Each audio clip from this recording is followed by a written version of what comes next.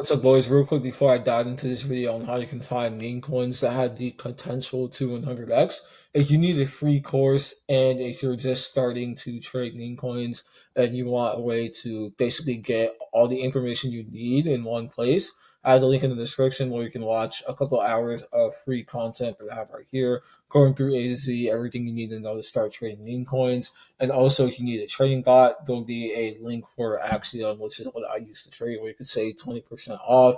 This is the fastest trading bot out right now, and if you're not using this, you're essentially at a disadvantage. Other than that, let's dive right into the video on how you guys can find the next meme coin that can potentially 100x. All right, diving into the first lesson here. How do I know a meme coin is good? So when it comes to trading, you're going to be staring at the screen all day. Posts. This is where all the money's to be made, and literally you can change your life with a click of the button. But like, the question is, okay, how do I know what is good? How do I know when to buy something? How do I know when not to buy something? What makes a meme coin successful? Okay, so I'd say there's a couple of factors that makes a meme coin successful. Firstly, is the narrative. Okay, the narrative of a coin is basically the backstory behind it. And a good narrative will always make a coin run and do well. So a good narrative, for example, is like Peanut the Squirrel, which is basically a meme coin of a squirrel that was basically this owner had a squirrel on social media. The government broke into their home, took the squirrel, and ended up killing the squirrel. That is an insane story. So like if you see a coin is created behind that, the narrative would basically be that story behind the coin. And that is usually what is the biggest factor depending on if a coin's going to do well or not.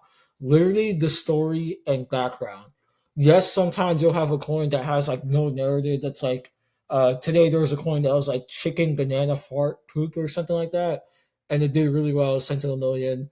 But 9 times out of 10, that's not going to happen. And 9 times out of 10, coins that do send are going to have a really good narrative. So when it comes to finding good narrative, anytime you see a coin that people are buying, you want to just look at, okay, why are people buying this coin? And 9 times out of 10, you're going to like be like, oh, okay, there's an actual backstory behind this coin. There's a narrative behind this coin. This is good. Okay. The second thing I'd say makes a meme coin good is who actually gets into the coin. So the sad reality is that there's influencers in the crypto space, specifically on Twitter, called KOLs, which stands for key opinion leaders.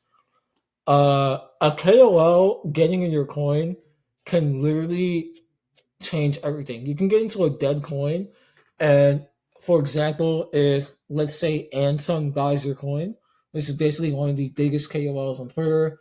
This guy's made millions of dollars from meme coins. If this person buys your coin, it's over. It's gonna send. If this person talks about your coin, it's gonna send. If he starts shilling it, which basically means like posting it on Twitter, it's gonna do well. So that's the second biggest factor. When you're looking into a coin, you want to see, okay, who is actually in the coin. So, as an example here, so you guys just aren't staring at the that screen. As you can see, these are all the wallets I track here. Look at all the KOLs that got into this coin. No shit, it did it did good. Not only did this have a good narrative, it was XAI agent created by I think a former Twitter employees, and Elon Musk started talking about it.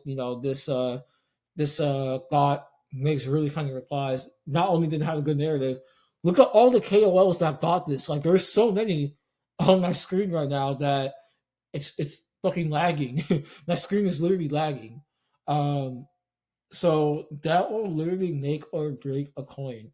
And I'm gonna dive into like later how like new pairs and certain coins can be a gamble because you don't know if KOLs are gonna buy. But if you get into a coin before and certain KOLs buy, you are in for a good treat. But like let's say if you get into a coin like KOLs buying might not always be a good sign. I'm gonna talk into that in the next chapter here, but a KO dying is usually a really good sign, because that could mean more eyes will see it on certain websites that people are tracking, and things of that nature. Other than that, just certain things that makes a coin good is like at the top holders look clean. So as you can see here on this coin, it only has 14% top holders, so it's not going to go instantly to zero.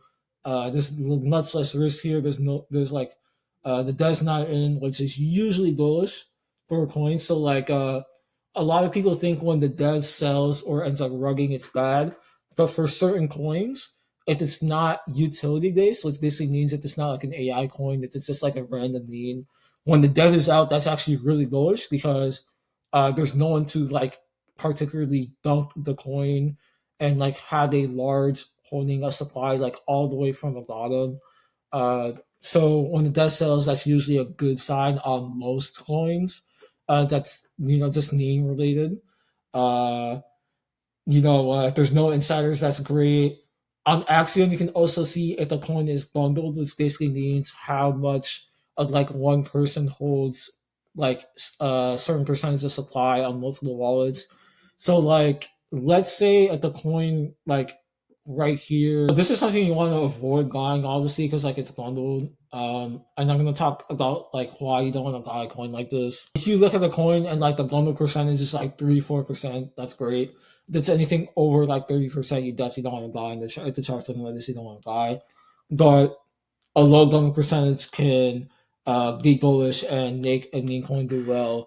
But usually it depends on those two things, guys. Just the narrative, KOLs buying, and the community as well. I forgot to mention this. If there's a really strong community behind the coin and people are posting a lot about it on Twitter, there's a lot of people talking about it. There's like a lot of content that be created behind the coin, then that's a strong sign that that coin can really do well. Just as an example, at the time of this recording, FTF is at a 400K market cap. I think this coin is going to go to millions. It's abbreviation for "fuck the feds." It's kind of funny. It's basically a coin that wants to take the Federal Reserve to zero, and they want to use this coin as like uh, you know a banking system to where people can like take over the Federal Reserve system. And as you can see, if I go to the Twitter here, it's going to take me to Twitter community, and you can see there's going to be hundreds of people in this posting content. As you can see, there's 367 people in this community. They're posting content every single day.